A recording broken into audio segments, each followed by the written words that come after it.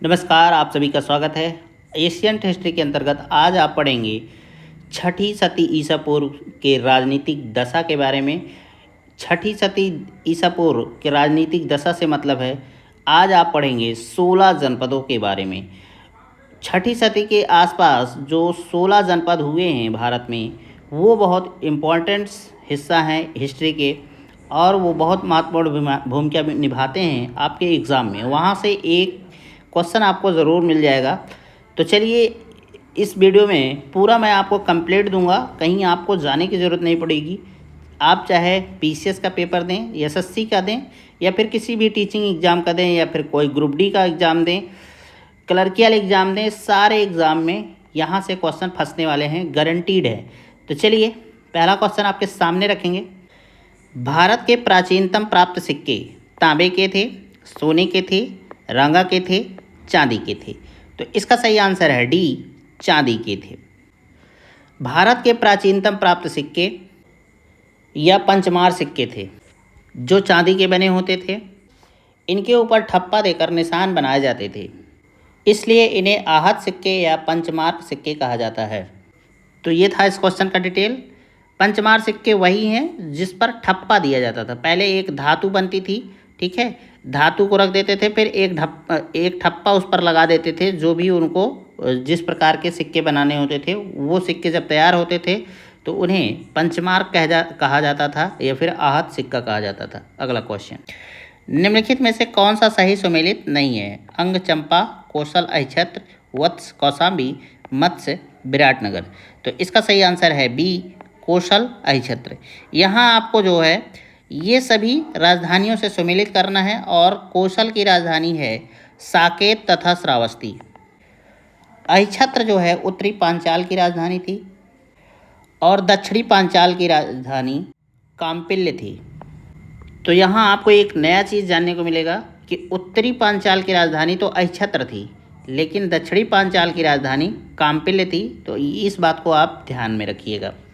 तो चलिए, थोड़ी सी जानकारी मैप के माध्यम से ले लेते हैं। मैप के माध्यम से जानकारी लेने से चीज़ें अस्थायी हो जाती हैं दिमाग में। ये आप देख पा रहे होंगे, यहाँ लिखा है अंग, और इसकी राजधानी थी चंपा, ठीक है, यही राजधानी है। और ये जो है आपका अंग प्रदेश था। और ये देखने में कहाँ लग रहा है? तो वर्तमान में ये बिहार और बंगाल का एरिया आप समझ सकते हैं। कौशल यहाँ है आपका, और इसकी राजधानी थी श्रावस्ती। यहाँ है आपका वत्स, और इसकी राजधानी थी कौशाम्बी। तो ये आपको यहाँ कौशाम्बी भी मिल जाएगा। सूची 1 को सूची 2 के साथ सुमेलित कीजिए तथा सूचियों के नीचे दिए गए कोड की सहायता से सही उत्तर का चयन कीजिए। आपको इधर सूची 1 में राजा मिलेंगे, सूची 2 में राज्य मिलेगा। आपको मिलान करना है कि कौन किस राज्य का राजा था। तो प्रद्योत जो थे अवंत के राजा थे, उदयन वत्स के राजा थे, प्रसेनजीत जो हैं कौशल के राजा थे, और अजातशत्रु मगध के राजा थे। ये सब चीज़ें आपको याद रखनी है। 16 महाजनपदों में है क्या, यही सब पूछा जाता है कि कौन कहाँ का राजा था, या फिर इनकी राजधानियाँ क्या थी। ये इम्पोर्टेंट है, इन नामों को आपको ध्यान में रखना ही पड़ेगा, क्योंकि यहाँ से क्वेश्चन बनते हैं। यहाँ तो आपको एक ग्रुप में दिया गया है। जब छोटी परीक्षा होगी, ग्रुप डी को होगी, तो डायरेक्ट एक ही चीज़ों को उठाएगा और पूछ लेगा कि मगध का शासक कौन था, अजातशत्रु था, ऑप्शन में दे दिया जाएगा, ठीक है। तो इस तरीके से क्वेश्चन बनाए जाते हैं। तो अब इसका अगर ऑप्शन देखें तो सी सही होगा, 1 का 3, बी का 2, सी का 4 और डी का 1।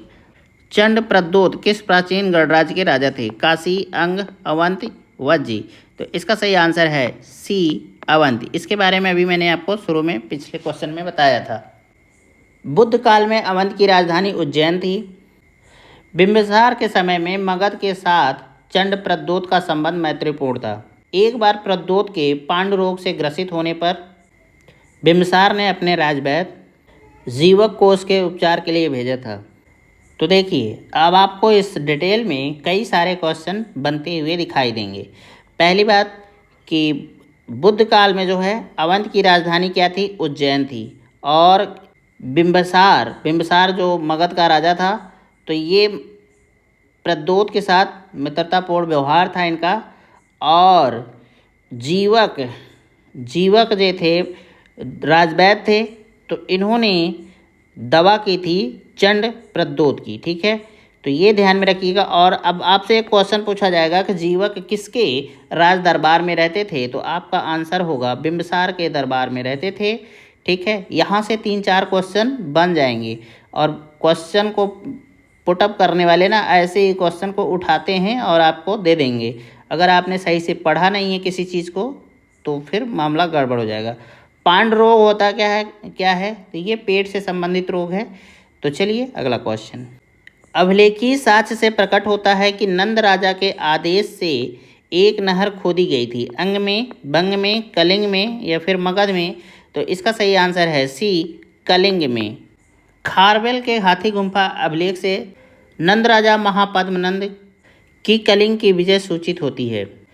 इसके अनुसार नंद राजा जिनसेन की एक प्रतिमा उठा ले गया था तथा उसने कलिंग में एक नहर का निर्माण करवाया था।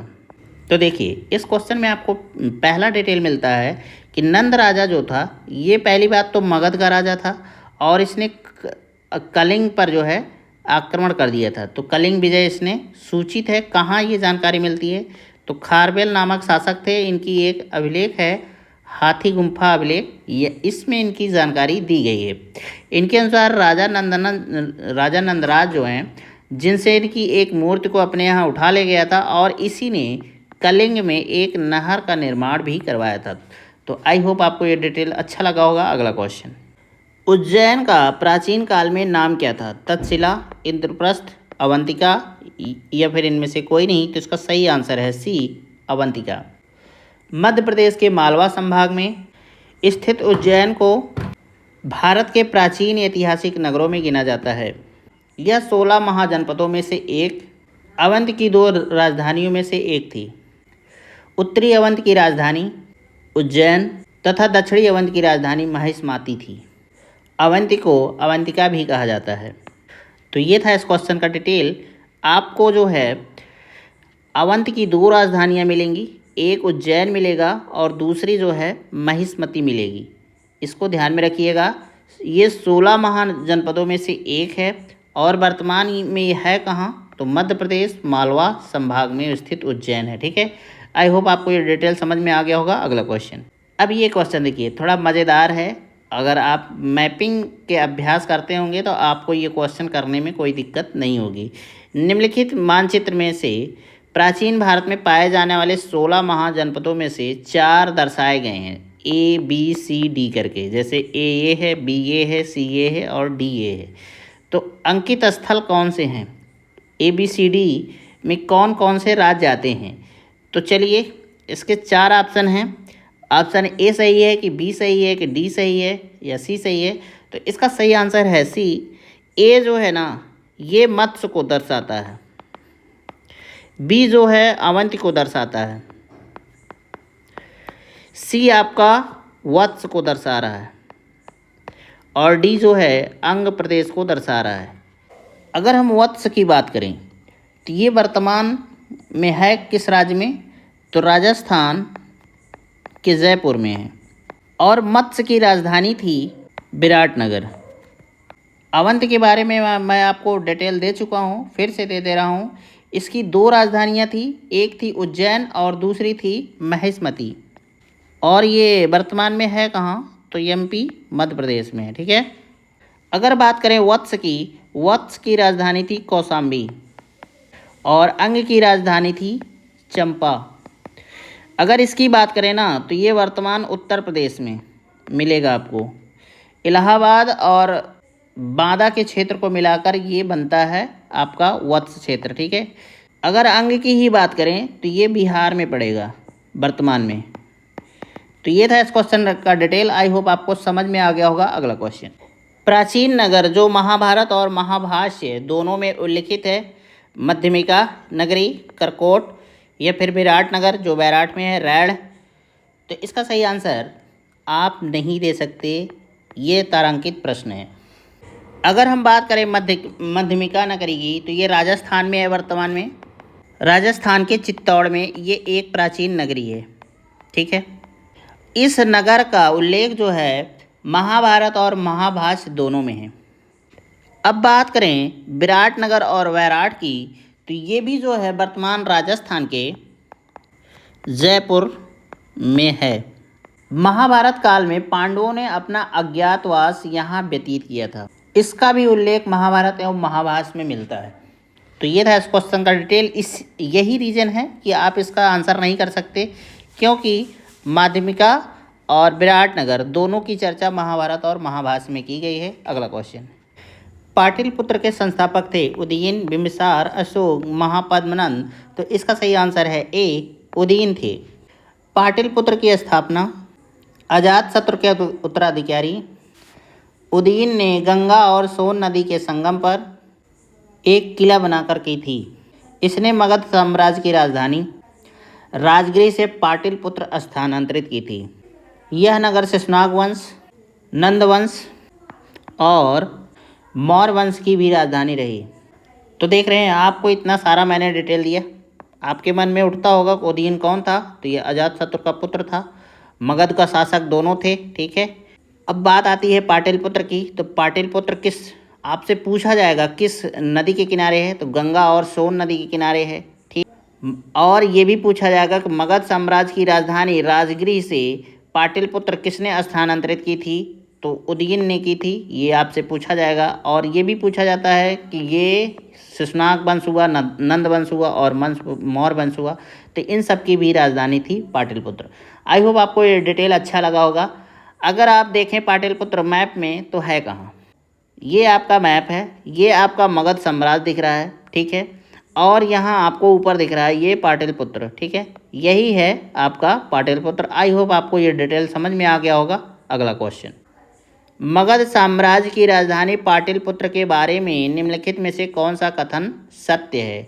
सिर्फ सत्य पूछ रहा है, असत्य नहीं पूछ रहा है। तो इन चार में से एक ही सही होगा। पाटलिपुत्र पूरब में गंगा नदी एवं उत्तर में चंपा नदी से घिरा हुआ है। तो ये ऑप्शन आपका गलत है। पाटलिपुत्र उत्तर में गंगा नदी एवं पश्चिम में सोन नदी से घिरा हुआ है, ये आपका सही है। पाटलिपुत्र दक्षिण में विंध्य पर्वत से, पूरब में गंगा नदी से, तो ये भी गलत है। पाटलिपुत्र दक्षिण में विंध्य पर्वत से एवं पश्चिम में चंपा नदी से, तो ये भी आपका गलत है। तो इस तरीके से आपका बी ऑप्शन सही हो जाएगा। पाटलिपुत्र को किस शासक ने सर्वप्रथम अपनी राजधानी बनाया, चंद्रगुप्त मौर्य, अशोक महान, चंद्रगुप्त विक्रमादित्य या फिर कनिष्क। तो इसका सही आंसर है ए, चंद्रगुप्त मौर्य। क्यों सही है चंद्रगुप्त मौर्य, क्योंकि उदयन इस ऑप्शन में नहीं है। अगर उदयन होता तो यही आपका ऑप्शन सही होता, क्योंकि उदयन जो है पाटलिपुत्र की स्थापना किया था। इसके पिता का नाम अजातशत्रु था, ये मैंने आपको बताया। और ये दोनों किस वंश के हैं, तो हर्यक वंश के हैं। इसको आप ध्यान में रखिएगा। तो देखिए, इस तरीके के भी क्वेश्चन पूछा जाता है कि मेन आदमी नहीं दिया जाएगा, कोई दूसरा दिया जाएगा, तो आपको फिर ऑप्शन वही सही पर लगाना है। जैसे इसमें चंद्रगुप्त मौर्य को दिया गया है, उदयन को नहीं दिया गया है, तो आपका ऑप्शन ए ही सही होगा, ठीक है। तो अगला क्वेश्चन, निम्नलिखित में से किस राजा ने पाटलिपुत्र बसाया था, शिशुनाग ने, बिंबिसार ने, अजातशत्रु ने, उदयन ने। तो इसका सही आंसर है डी, उदयन ने। जैसा कि आप सभी जानते हैं कि उदयन जो है हर्यक वंशी शासक था। इसके पिता का नाम अजातशत्रु था। उदयन ही वह शासक था जिसने अपनी राजधानी राजगृह से पाटलिपुत्र को स्थानांतरित किया था। राजगृह से पाटलिपुत्र। पाटलिपुत्र वर्तमान में है कहाँ, तो बिहार। यही पाटलिपुत्र आपका पटना है, जो इस समय बिहार की राजधानी भी है।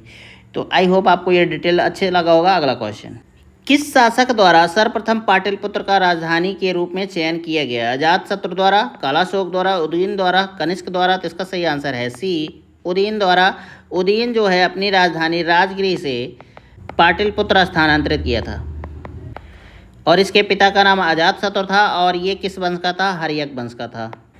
पाटलिपुत्र आपका किस नदी के किनारे है, तो गंगा और सोन नदी के किनारे है। याद रखिएगा, सब मैं बहुत इंपॉर्टेंट फैक्ट बताता हूँ। पाटलिपुत्र का वर्तमान नाम पटना है, और पटना राजधानी है बिहार की। बिहार का मुख्यमंत्री कौन है, नीतीश कुमार, ठीक है। आई होप आपको ये डिटेल अब समझ में आ गया होगा। अगला क्वेश्चन, उदयन व स्वदत्ता की दंतकथा संबंधित है उज्जैन से, मथुरा से, महिष्माती से, कौशाम्बी से। तो इसका सही आंसर है ए, उज्जैन से। उदयन व स्वदत्ता की दंतकथा उज्जैन से संबंधित है और इस कथा को महाकवि भास ने अपने नाटक स्वप्न व स्वदत्तम में वर्णित किया है। इस नाटक में वत्स नरेश उदयन तथा अवंति नरेश प्रद्योत की पुत्री वासवदत्ता की प्रेम कथा का वर्णन है। ये कथा उस समय की है जब उदयन उज्जैन के कारागार में कैद था। तो ये था इस क्वेश्चन का डिटेल। स्वप्न वासवदत्तम नाटक है, किसका है? महाकवि भास का है। इसको ध्यान में रखिएगा, ठीक है। वासवदत्ता जो हैं किसकी पुत्री थी? तो ये भी दिया गया है, अवंति नरेश प्रद्योत की पुत्री थी, ठीक है। और ये उदयन कहाँ का था? तो वत्स नरेश था। तो ये था इस क्वेश्चन का डिटेल। यहाँ से आपको 3-4 क्वेश्चन बनते हुए दिखाई दे रहे हैं। आई होप आपको ये डिटेल समझ में आ गया होगा। ये सारे इम्पोर्टेंट फैक्ट मैं आपको दिया हूँ। चलिए थोड़ा सा मैप में देख लेते हैं कि अवंति और वत्स है कहाँ। तो आप मैप में यहाँ देखिए, तो आपको यहाँ वत्स मिलेगा और अवंति जो है आपको यहाँ दिख रहा है, ठीक है। तो अब देख लीजिए, यही है इस क्वेश्चन का डिटेल और मैप में भी आपको समझ में आ रहा है। ये आपको कहाँ दिख रहा है? वर्तमान राजस्थान में दिख रहा है अवंती, और ये लगभग मध्य प्रदेश में दिख रहा है। प्रथम मगध साम्राज्य का उत्कर्ष किस शताब्दी में हुआ था? ईसा पूर्व 4वीं शताब्दी, ईसा पूर्व 6वीं शताब्दी, ईसा पूर्व 2री शताब्दी, ईसा पूर्व 1ली शताब्दी। तो इसका आंसर है बी, ईसा पूर्व 6ठी शताब्दी। तो अब बात करें मगध साम्राज्य के उत्कर्ष के बारे में। तो मगध साम्राज्य पर शासन था किसका? इनका शासन था बिंबिसार का, ठीक है, पहली बात। और इनका शासनकाल था 544 ईसा पूर्व से लेकर 492 ईसा पूर्व के मध्य। तो ये आप टाइम पीरियड याद रख सकते हैं। और बिंबिसार जो थे हर्यक वंशी थे और यही संस्थापक भी थे हर्यक वंश के। फिर उसके बाद नंबर आता है अजातशत्रु का, इन्हीं के पुत्र थे अजातशत्रु, ठीक है। फिर उसके बाद नंबर आता है उदयन का। तो आई होप ये डिटेल आपको समझ में आ गई होगी। अगला क्वेश्चन, निम्नलिखित में से कौन सा एक ईसा पूर्व 6ठी शताब्दी में प्रारंभ में भारत का सर्वाधिक शक्तिशाली नगर राज्य था? गांधार, कंबोज, काशी, मगध। तो इसका सही आंसर है डी, मगध। एक बात मैं आपको बता दूं, मगध साम्राज्य कौशल, अंग और काशी के साथ बड़ी लंबी प्रतिद्वंदिता थी। इनमें सर्वोच्चता के लिए लंबी संघर्ष चली और उसमें मगध जो है आगे रहा। विश्व का पहला गणतंत्र वैशाली में किसके द्वारा स्थापित किया गया था? मौर्य, नंद, गुप्त, लिच्छवी। तो इसका सही आंसर है डी, लिच्छवी। वैशाली की लिच्छवियों ने विश्व का पहला गणतंत्र स्थापित किया। वैशाली बुद्ध काल का सबसे बड़ा तथा शक्तिशाली गणराज था। लिच्छवी वज्र संघ में सर्वप्रमुख थे। तो ये था इस क्वेश्चन का डिटेल। अगला क्वेश्चन, ईसा पूर्व 6ठी शताब्दी में विश्व की प्रथम गणतंत्रात्मक व्यवस्था कहाँ थी? Vaishali, Athens, Sparta, Pataliputra. तो इसका सही आंसर है ए, और इसका मैं पूरा डिटेल दे चुका हूँ। तो अगला क्वेश्चन, निम्न में से कौन सा युग में उपयुक्त जोड़ी है? पार्श्वनाथ, जनंत्रिक, बिंदुसार, शाक्य, स्कंदगुप्त मौर्य, चेटक, लिच्छवी। तो इसका सही आंसर है डी, चेटक, लिच्छवी। राजा चेटक लिच्छवी गणराज्य के राजा थे। इनकी पुत्री चेलना का विवाह मगध नरेश बिंबिसार से हुआ था। लिच्छवी वज्र संघ के प्रधान वंशों में से एक था। तो ये था इस क्वेश्चन का डिटेल। आई होप आपको अच्छा लगा होगा, समझ में आया होगा। और बिंबिसार जो था हर्यक वंश से संबंधित है, इसको आप ध्यान में रखिएगा। अगला क्वेश्चन, 6ठी शताब्दी ईसा पूर्व के 16 महाजनपदों के विषय में निम्नलिखित में से किस बौद्ध ग्रंथ में सूचना मिलती है? दीघ निकाय, त्रिपिटक, दीपवंश, अंगुत्तर निकाय। तो इसका सही आंसर है डी, अंगुत्तर निकाय। ये तो बौद्ध ग्रंथ की बात हो गई। बौद्ध ग्रंथ जो है अंगुत्तर निकाय है। आपको जैन ग्रंथ में भी मिलेगा। जैन ग्रंथ वो ग्रंथ था भगवती सूत्र। इसमें भी आपको 16 जनपदों के बारे में जानकारी मिलेगी। तो आप ये बात ध्यान रखिएगा कि बौद्ध ग्रंथ का जो था अंगुत्तर निकाय में 16 महाजनपदों के बारे में जानकारी मिलती है, और जैन ग्रंथ में अगर पूछा जाएगा तो आप बताएंगे भगवती सूत्र।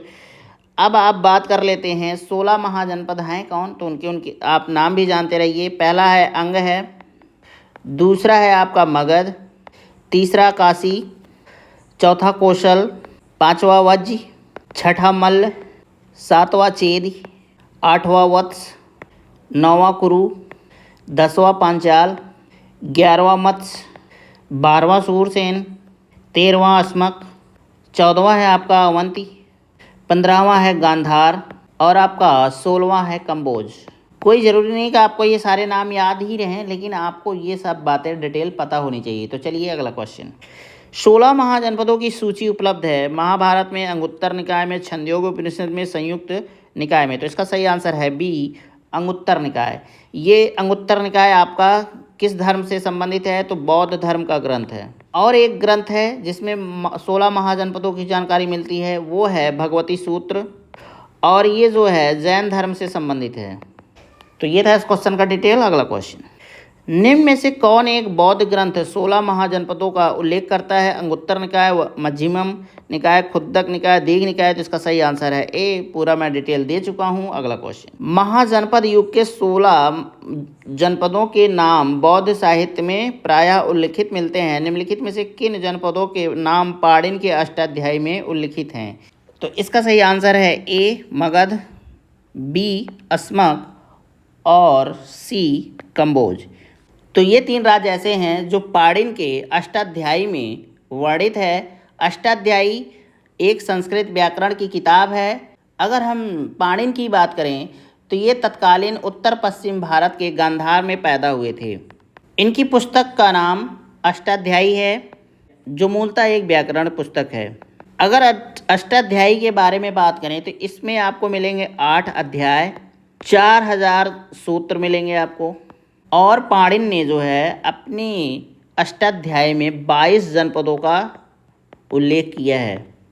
तो इस तरीके से आपका ऑप्शन ए सही होगा, ए, बी, सी, जिसमें मगध मिलेगा, कंबोज मिलेगा, अस्मक मिलेगा। और भी राज्यों का वर्णन किया है, जैसे कंबोज मैंने आपको बताया ही, गांधार है, सूरसेन है, ये सब भी आपको 16 महाजनपदों के अंतर्गत वर्णन किया गया है अष्टाध्यायी के द्वारा। अगला क्वेश्चन, निम्न में से किन ग्रंथों में प्राचीन भारत के 16 महाजनपदों या खोडस महाजनपद की सूची मिलती है? नीचे दिए गए कूट से सही उत्तर का चयन कीजिए। अर्थशास्त्र, अंगुत्तर निकाय, दीघ निकाय, भगवती सूत्र। तो मैं आपको बता चुका हूँ ऑलरेडी, अंगुत्तर निकाय में और भगवती सूत्र में।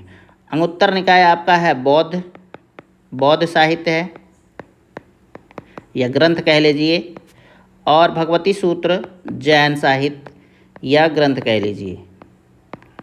ठीक है, तो इस तरीके से आपका ऑप्शन ए सही होगा, 2 और 4।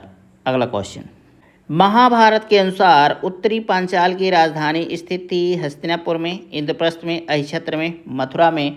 तो इसका सही आंसर है सी, अहिछत्र में। जैसा कि आप यहाँ क्वेश्चन में देख रहे हैं कि उत्तरी पांचाल की राजधानी आपको अहिछत्र मिलेगी, तो फिर दक्षिणी पांचाल की राजधानी क्या थी?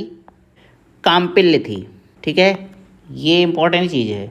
अगर हस्तिनापुर और इंद्रप्रस्थ की बात की जाए तो ये दोनों राजधानियां जो हैं कुरु की थी, जो महाभारत की काल की बात है, इसको ध्यान में रख सकते हैं आप।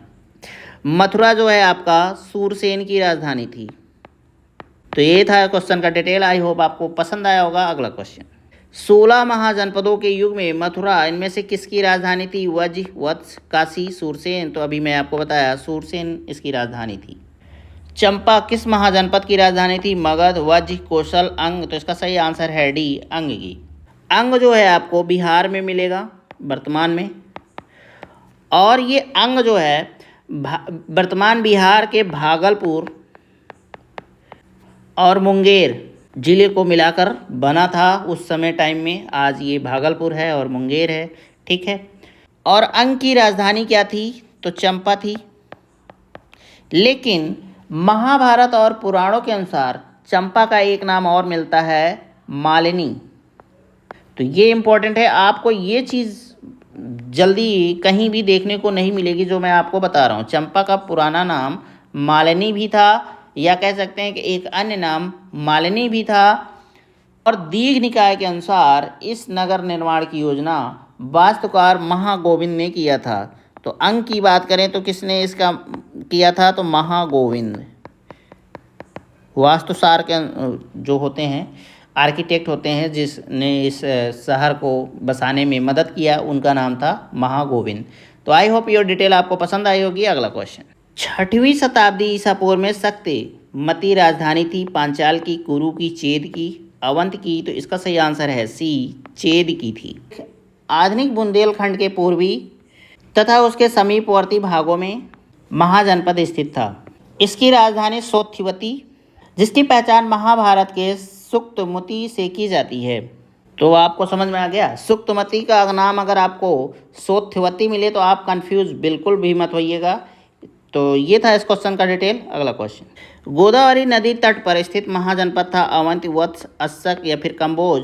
तो इसका सही आंसर है सी, अस्सक था। अस्सक को एक नाम और भी है, अस्मक भी कहा जाता है, और इसकी राजधानी पैठन है या पोतन भी कह लीजिए। इसका नाम कई जगह तरीके से मिलता है, एक पोटिल मिलता है। तो आपको इस अस्मक की राजधानी, पहली बात इस तरीके का है, फिर ऐसे भी अस्मक लिखा जाता है, और इसकी राजधानी पैठन भी है, पोतन भी है, पोटल भी है। मतलब नाम में अंतर है लेकिन जगह एक ही है, ठीक है। तो कोई पैठन कहता रहा होगा, कोई पोतन कह रहा होगा, कोई पोटिल कहता रहा होगा। और अगर इन सब की बात करें तो प्राचीन नाम इसका है प्रतिष्ठान। तो समझ रहे हैं, इस क्वेश्चन में बड़ा लेंदी बन रहा है। ये अस्मक की राजधानी क्या है, पैठन है, पोतन है या फिर पोटिल है। और पैठन, पोटन, पोटिल को समान रूप से प्राचीन नाम के रूप से प्रतिष्ठान के नाम से बुलाते थे। तो ये था इस क्वेश्चन का डिटेल। आई होप आपको पसंद आया होगा। अगला क्वेश्चन, 6वीं शताब्दी ईसा पूर्व का मत्स्य महाजनपद स्थित था पश्चिमी उत्तर प्रदेश में, राजस्थान में, बुंदेलखंड में, रुहेलखंड में। तो इसका सही आंसर है बी, राजस्थान में। राजस्थान के किस जगह, तो जयपुर। और इसकी राजधानी विराटनगर थी। और विराटनगर में महाभारत काल की अगर बात करें तो पांडवों ने यहाँ अज्ञातवास के टाइम शरण ली थी विराटनगर में। तो ये आप ध्यान रख सकते हैं। मगध की राजधानी कौन सी थी, प्रतिष्ठान, वैशाली, गिरिब्रज या फिर राजगिरी या फिर चंपा। तो इसका सही आंसर है सी, गिरिब्रज। पुराणों के अनुसार मगध पर शासन करने वाला पहला राजवंश बृहदत्त वंश था। इस वंश के पहले राजा बृहदत्त का पुत्र जरासंध था, जिसने गिरिब्रज को अपनी राजधानी बनाया। और अगर बात करें बौद्ध ग्रंथ के अनुसार, मगध का प्रथम प्रतापी शासक बिंबिसार था। यह हर्यक वंश से संबंधित था। इसकी मृत्यु 492 ईसा पूर्व में हुई थी। मैं इसके बारे में, बिंबिसार के बारे में कई बार बताया हूँ। इसकी मृत्यु 492 ईसा पूर्व के आसपास हुई थी, ठीक है। और इसके बाद जो है इसका पुत्र हुआ अजातशत्रु हुआ, शासक कहाँ का, मगध का। फिर इसके बाद इसका पुत्र उदयीन हुआ। उदयीन ही था वह शासक जिसने गिरिब्रज को की राजधानी बदल दी और इसको बनाया पाटलिपुत्र को। पाटलिपुत्र की स्थापना कराया था उदयीन ने, तो इसलिए अपनी राजधानी इसने ट्रांसफ़र की और पाटलिपुत्र बना लिया। तो ये था इस क्वेश्चन का डिटेल। आई होप आपको पसंद आया होगा। मैंने आपको दोनों तरीके से बताया। पुराण के हिसाब से सबसे पुराना शासक का वंश था बृहदत्त वंश था, ठीक है, और इसने अपनी राजधानी गिरिब्रज को बनाई। लेकिन बौद्ध मत के अनुसार भी ये बात सही है कि मगध की राजधानी थी, पहले तो थी ही गिरिब्रज या राजगिरी कह लीजिए, लेकिन बाद में जब बिंबिसार ने इस पर शासन किया, फिर अजातशत्रु ने भी अपना शासन गिरिब्रज या राजगिरी से ही चलाया। लेकिन उसके बाद उदयन ने अपनी राजधानी बदल कर ली पाटलिपुत्र। तो ये था इस क्वेश्चन का डिटेल। आई होप आपको पसंद आया होगा। अगला क्वेश्चन, मगध की प्रारंभिक राजधानी कौन सी थी, पाटलिपुत्र, वैशाली, राजगिरी, चंपा। तो मैं आपको बता चुका हूँ इसका पूरा डिटेल। राजगिरी थी प्रारंभिक राजधानी, उसके बाद ये बना पाटलिपुत्र इसकी राजधानी। पाटलिपुत्र कौन ले गया था अपनी राजधानी को, तो अजातशत्रु का पुत्र था उदयन। इसी ने इस नगर को बसाया था पाटलिपुत्र को और अपनी राजधानी पाटलिपुत्र कर ली। पाटलिपुत्र मैंने आपको कई बार बताया है कि पाटलिपुत्र किन नदियों के किनारे बसा है, तो एक है गंगा और दूसरी है सोन नदी। आप ध्यान रखिएगा, पूछा जाता है अगला क्वेश्चन, प्राचीन महाजनपद मगध की प्रथम राजधानी कौन सी थी? पाटलिपुत्र, वैशाली, चंपा, अंग और या फिर उपयुक्त में से कोई नहीं है, उपयुक्त में एक से अधिक। तो इसका सही आंसर ई होगा। क्यों होगा? क्योंकि मगध की प्रारंभिक राजधानी गिरिब्रज थी, या फिर कह लीजिए राजगिरी, ना कि पाटलिपुत्र। इन सब में कोई ऑप्शन नहीं है। दूसरी राजधानी आपकी बनी थी पाटलिपुत्र और इसे बनाया था उदयन ने। मैं बार बार बता चुका हूँ और ये आपके दिमाग में अब तक बैठ जाना चाहिए। अगला क्वेश्चन, निम्नलिखित में से कौन एक मगध साम्राज्य की राजधानी नहीं रही? गिरिब्रज, राजगिरी, पाटलिपुत्र या फिर कौशाम्बी। तो यही ऑप्शन आपका डी सही होगा। गिरिब्रज भी था, राजगिरी भी था, पाटलिपुत्र भी था। प्राचीन में गिरिब्रज और राजगिरी था, लेकिन बाद में उदयन ने पाटलिपुत्र को बनाया था अपनी राजधानी। जबकि अगर बात करें कौशाम्बी किसकी राजधानी थी, तो वत्स की राजधानी थी। तो आई होप आपको ये डिटेल समझ में आ गया होगा। अगला क्वेश्चन, प्राचीन श्रावस्ती का नगर विन्यास किस आकृति का है? वृत्ताकार, अर्धचंद्राकार, त्रिभुजाकार, आयताकार। तो इसका सही आंसर है बी, अर्धचंद्राकार। प्राचीन श्रावस्ती की पहचान अलेक्जेंडर कनिंघम ने 1861 में उत्तर प्रदेश के गोंडा के निकट सहेत महेत नामक स्थान से की थी। उत्खननों के आधार पर ज्ञात हुआ है कि प्राचीन श्रावस्ती का नगर विन्यास अर्धचंद्राकार था। अब आपको यहाँ दो चीज़ मिलेगा, एक सहेत महेत मिलेगा। सहेत महेत का वर्तमान नाम क्या है? श्रावस्ती है। तो पहली बात तो ये हो गई। और श्रावस्ती की खोज किसने की थी? अलेक्जेंडर कनिंघम ने की थी। कब की थी? 1861 ईस्वी में की थी। और ये है कहाँ? उत्तर प्रदेश के गोंडा के पास। ठीक है, आई होप आपको ये डिटेल समझ में आ गया होगा। और इसका जो वास्तु है, विन्यास है, नगर विन्यास है, वो अर्धचंद्राकार है। तो चलिए अगला क्वेश्चन, मगध के किस प्रारंभिक शासक ने राज्यारोहण के लिए अपने पिता की हत्या की एवं स्वयं इसी कारणवश अपने पुत्र द्वारा मारा गया? बिंबिसार, अजातशत्रु, उदयन, नागदशक। तो इसका सही आंसर है बी, अजातशत्रु। जैसा कि मैं आपको बार बार बता चुका हूँ कि अजातशत्रु के पिता कौन थे? तो बिंबिसार थे। और इनका पुत्र अजातशत्रु हुआ, फिर इनका पुत्र उदयन हुआ। और ये सभी जो हैं हर्यक वंशी थे। इसको आप ध्यान में रखिएगा। इनका शासन मगध पर रहा। ठीक है, अजातशत्रु ने अपने पिता की हत्या की, फिर अजातशत्रु की हत्या कर दी उदयन ने। तो इसको ध्यान में रखिएगा, आपसे बार बार एग्जाम में पूछा जाएगा। एक उदयन के नाम और मिलता है, इससे आप कभी भी कंफ्यूज मत होइएगा। कौशाम्बी के वत्स राजा थे, तो उदयन या उदयन नाम दो मिलेगा। एक वत्स के राजा थे, एक मगध के राजा थे। तो इससे कभी भी आप कंफ्यूज मत होइएगा। ठीक है, और इसका वर्णन, इस कौशाम्बी के वर्णन का बात किया गया है स्वप्नवास वदत्ता में। मैं पिछले क्वेश्चन में इस का पूरा डिटेल कराया था। अगला क्वेश्चन, अजातशत्रु के वंश का नाम क्या था? मौर्य, हर्यक, नंद, गुप्त। तो इसका सही आंसर है बी, ज़्यादा डिटेल देने की जरूरत नहीं है, मैं आपको बता चुका हूँ। अगला क्वेश्चन, राजकुमार जो अपने पिता की मृत्यु के लिए उत्तरदायी था, अजातशत्रु, चंड, प्रद्योत, प्रसेनजित या फिर उदयन। तो ये अजातशत्रु है। अजातशत्रु ने अपने पिता बिंबिसार की हत्या कर दी थी और खुद राजा बना था। फिर उसके बाद अजातशत्रु की भी हत्या हुई और इनका पुत्र उदयन किया था। और यहाँ आपको उदयन मिल रहा है, ये वत्स नरेश हैं। कहाँ के? वत्स नरेश हैं।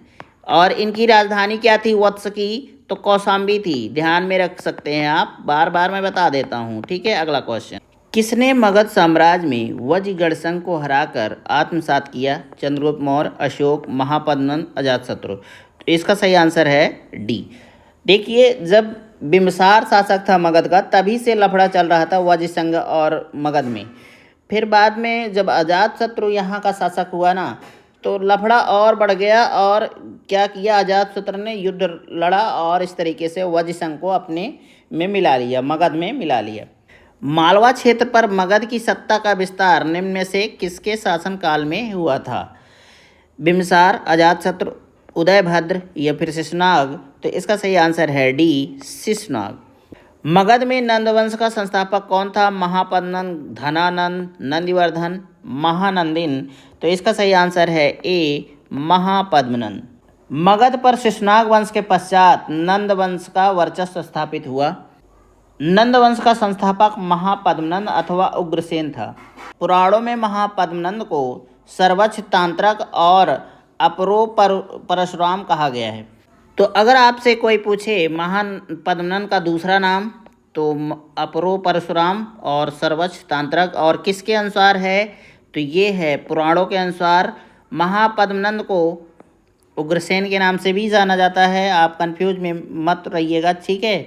अगला क्वेश्चन, मगध का कौन सा सम्राट अपरो परशुराम के नाम से जाना जाता है? बिंदुसार, अजातशत्रु, कालाशोक, महापद्मनंद। तो इसका सही आंसर है डी। अभी मैंने आपको ये क्वेश्चन पिछला ही कराया है। इसे अपरो परशुराम या फिर सर्वोच्च तांत्रक के नाम से भी जाना जाता है। अगला क्वेश्चन, वाराणसी को निम्नलिखित में से किसने अपनी द्वितीय राजधानी बनाया था? अजातशत्रु, कालाशोक, महापद्मनंद, शिशुनाग। तो भाई देखो, इस क्वेश्चन का आंसर देना थोड़ा सा कठिन है। ये तारांकित प्रश्न है, लेकिन उत्तर प्रदेश लोक सेवा आयोग ने इस प्रश्न का उत्तर डी मतलब शिशुनाग को माना था कि इनकी दूसरी राजधानी थी। लेकिन ये क्वेश्चन इसलिए तारांकित है कि 6ठी शताब्दी ईसा पूर्व में वाराणसी काशी महाजनपद की राजधानी थी, ठीक है, जिसे हर्यक वंश के शासक बिंबिसार ने कौशल नरेश प्रसेनजित की बहन महाकोशला के साथ विवाह करके दहेज के रूप में प्राप्त किया था। इसी प्रकार अजातशत्रु के समय प्रसेनजित ने अपनी पुत्री युवाजिरा का विवाह अजातशत्रु से करके काशी के ऊपर उसका अधिकार स्वीकार कर लिया था। बाद में शिशुनाग ने जब गिरिब्रज को अपनी राजधानी बनाई, शिशुनाग ने अपनी दूसरी राजधानी वैशाली को बनाई थी, तो उसने अपने पुत्र को वाराणसी का उपराज्यपाल नियुक्त किया था। तो इस तरीके से इस क्वेश्चन का जो विकल्प दिया गया स्पष्ट नहीं है कि दूसरी राजधानी अपने किसने बनाई थी, लेकिन उत्तर प्रदेश लोक सेवा आयोग के अनुसार दूसरी राजधानी शिशुनाग की थी, तो हम लोग भी मान लेते हैं। नंद वंश के पश्चात मगध पर किस राजवंश ने शासन किया? मौर्य, शुंग, गुप्त, कुषाण। तो इसका सही आंसर है ए मौर्य वंश। ये बहुत फेमस क्वेश्चन है, बार बार आपके एग्जाम में पूछा जाएगा। जैसा कि आप सभी जानते हैं कि चंद्रगुप्त मौर्य ने जो है नंद वंश के संस्थापक धनानंद की मौत के घाट उतार दिया था। और आपकी जानकारी के लिए बता दें कि नंद वंश की स्थापना शिशुनाग वंश के अंत के बाद हुई थी। मतलब सबसे पहले शिशुनाग वंश, मतलब नंद वंश से पहले शिशुनाग वंश था, फिर उसके बाद मगध पर शासन हुआ नंद वंश का, फिर उसके बाद हुआ मौर्य वंश का। तो ये क्रम आप ध्यान में रख सकते हैं, ठीक है। इस वंश का संस्थापक था शिशुनाग और इसका था घनानंद या धनानंद कहिए, और इसका था चंद्रगुप्त मौर्य। नंदवन में कुल 9 शासक हुए थे। नंदवंश के अंतिम काल में जनता से बलपूर्वक धन वसूला गया, जिससे जनता जो है बहुत ज़्यादा रुष्ट हो गई इससे, और इसका फ़ायदा उठाकर चंद्रगुप्त मौर्य ने किसके सहायता से? चाणक्य की सहायता से इनको अभ्यस्त कर दिया, एक प्रकार से इनकी हत्या कर दी, और मौर्य वंश ने अपनी स्थापना कर ली मौर्य वंश की। उसके बाद अगर बात करें कि मौर्य वंश के बाद कौन सा शासक हुआ, तो शुंग हुआ, कन्य हुआ, फिर गुप्त आया। तो इस तरीके से सबसे ज़्यादा निकट उत्तर आपको यही मिलेगा कि मौर्य वंश पहले शासन किया जस्ट नंद वंश के। तो आई होप आपको ये डिटेल समझ में आ गया होगा। अगला क्वेश्चन, राजा नंद का उल्लेख करने वाला अभिलेखीय प्रमाण है? खारवेल का हाथी गुम्फा अभिलेख, रुक्मिणदेही का स्तंभ अभिलेख, रुद्रदामन का जूनागढ़ अभिलेख, या फिर धनदेव का अयोध्या अभिलेख। तो इसका सही आंसर है ए खारवेल का हाथी गुम्फा अभिलेख। अगर बात करें खारवेल की, तो खारवेल था कलिंग शासक और इसका वंश था चेदी। ये चेदी वंश का शासक था। इसका जो हाथी गुम्फा अभिलेख है, इसी के माध्यम से पता चलता है कि नंद राजा जो हैं कलिंग में नहर बनवाया था। निम्नलिखित मगध राजवंशों को कालक्रमानुसार व्यवस्थित कीजिए: नंद वंश, शुंग वंश, मौर्य वंश, हर्यक वंश। तो इसका सही आंसर है बी 4 1 3 2।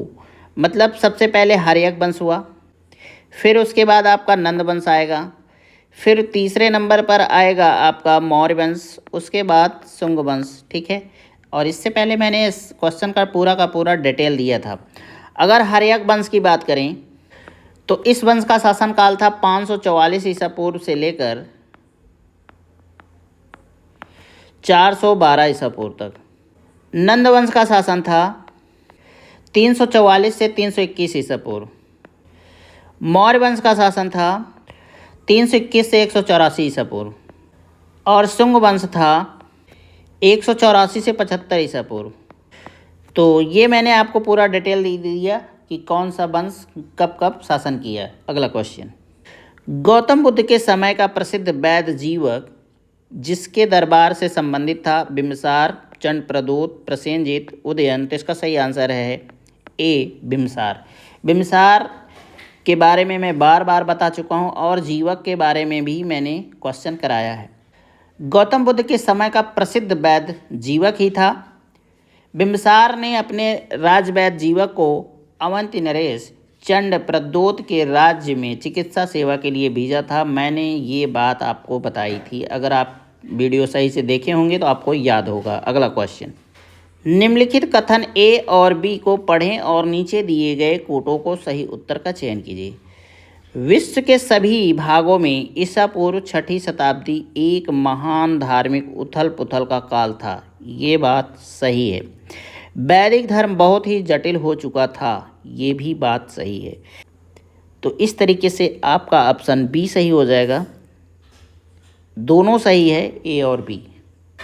ईसा पूर्व 6ठी शताब्दी में उत्तर भारत की मध्य गंगा घाटी क्षेत्र में अनेक धार्मिक संप्रदायों का उदय हुआ। अनेक मत तथा दर्शनों के प्रादुर्भाव ने बौद्धिक आंदोलन का रूप ग्रहण किया। विभिन्न मतों को मानने वाले सन्यासी, जिन्हें परिव्राजक कहा जाता था, घूम घूम कर अपने जीवन दर्शन का जन समुदाय में प्रचार तथा एक दूसरे के दर्शन का खंडन भी करते थे। यह भी महत्वपूर्ण है कि इस प्रकार के बौद्धिक आंदोलनों के प्रमाण अन्य देशों में भी मिलते हैं, जैसे चीन, ईरान तथा यूनान में पुरातन मान्यताओं को चुनौती देने वाले क्रमशः कन्फ्यूशियस, जरथुस्त्र तथा पाइथागोरस थे। वैदिक धर्म बहुत जटिल हो चुका था। मंत्रों की शुद्धता और यज्ञों पर बहुत जोर था, जिससे पुरोहितों का महत्व अधिक बढ़ गया। यज्ञों में बहुत धन व्यय होने लगा तथा पशुबल को भी बढ़ावा मिला। तो ये था इस क्वेश्चन का डिटेल। आई होप आपको समझ में आया होगा। अगला क्वेश्चन, कालपी नगर किस नदी के तट पर स्थित है? गंगा, यमुना, नर्मदा, कृष्णा। तो इसका सही आंसर है बी, यमुना। अगर कालपी नगर की बात करें तो यह उत्तर प्रदेश के जालौन जिले में स्थित एक नगर है। यह यमुना नदी के तट पर स्थित है। प्राचीन काल में यह कालप्रिया के नाम से विख्यात था। समय के साथ ये संक्षिप्त हो गया और ये कालप्रिया के जगह कालपी हो गया।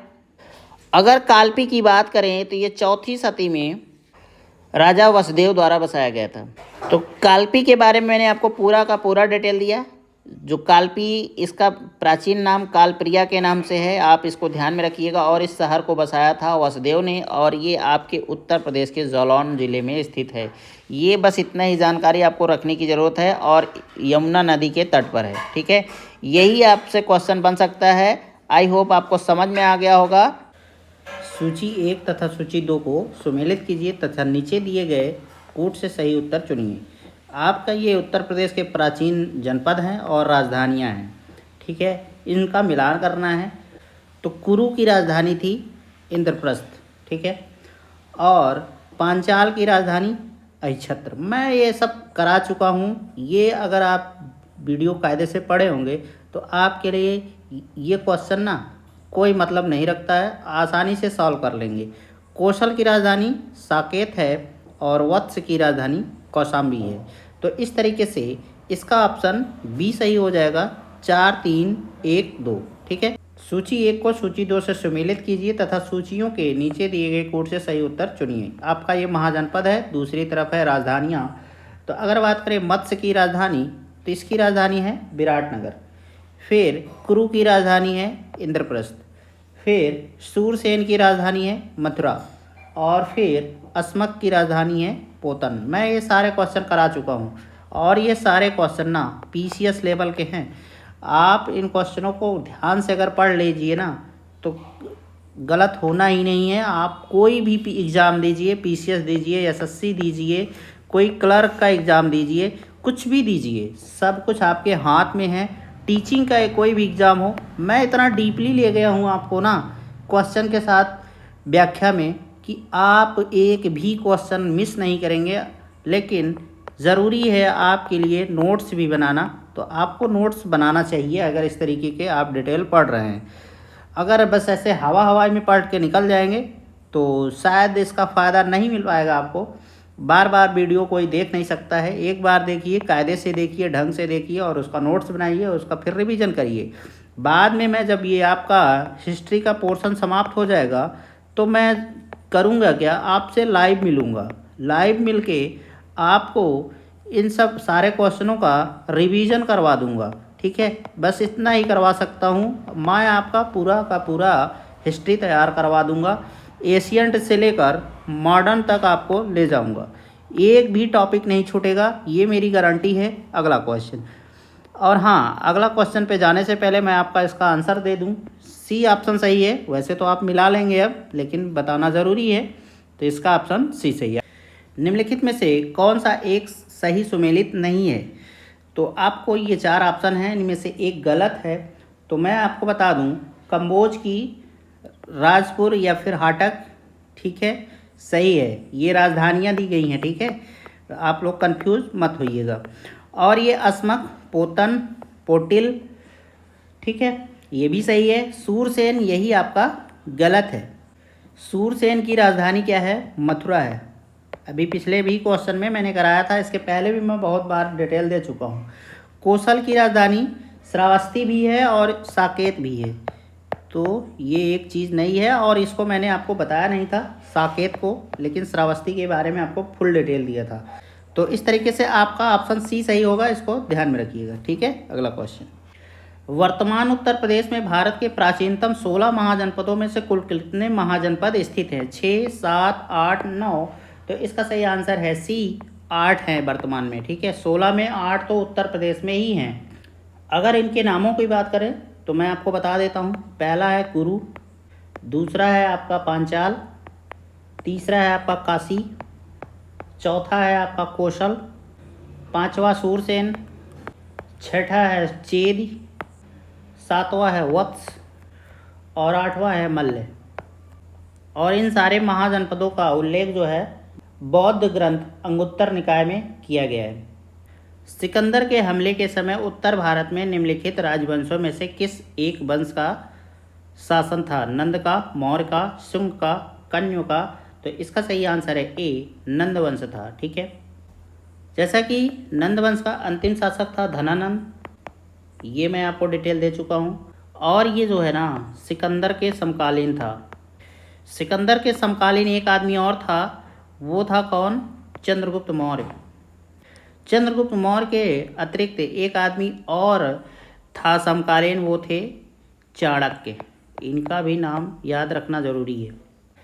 अगर हम धनानंद की बात करें तो इसे यूनानी लेखक अग्रमीज कहे हैं, और एक यूनानी लेखक था जेनोफोन। इसने जो है धनानंद को बहुत ही धनाढ़ बताया है, और इसका सेनापति, धनानंद का सेनापति था भद्रसाल। तो ये था इस क्वेश्चन का डिटेल। आई होप आपको पसंद आया होगा। अगला क्वेश्चन, निम्नलिखित में से मगध का कौन सा राजा सिकंदर महान के समकालीन था? महापद्मनंद, धनानंद, सुकल्प या फिर चंद्रगुप्त मौर्य। तो मैं पूरा डिटेल दे चुका हूँ, और इसका सही आंसर है बी, धनानंद, ठीक है। धनानंद को यूनानी जो लेखक थे अग्रमीज बताए हैं, और जेनोफोन ने इसे बहुत ही धनाढ़ व्यक्ति बताया है, और इसका सेनापति था भद्रसाल। और इस धनानंद को मारा किसने था? चंद्रगुप्त मौर्य ने। किसकी सहायता से? चाणक्य के। और इन्होंने किस वंश की स्थापना की? तो मौर्य वंश की स्थापना की। तो ये हैं कुछ डिटेल जो आपको याद रखना ज़रूरी है। निम्नांकित कथनों पर विचार कीजिए। कथन ये है आपका, लगभग 2 वर्ष के अभियान के पश्चात सिकंदर महान ने 325 ईसा पूर्व में भारत छोड़ दिया। ये बात सही है। कारण आर, वह चंद्रगुप्त मौर्य से पराजित हुआ। ये गलत है, चंद्रगुप्त मौर्य से पराजित नहीं हुआ था, और इसका कहीं डिटेल भी नहीं मिलता है। तो इस तरीके से आपका ऑप्शन सही होगा सी, ए सही है, परंतु आर गलत है।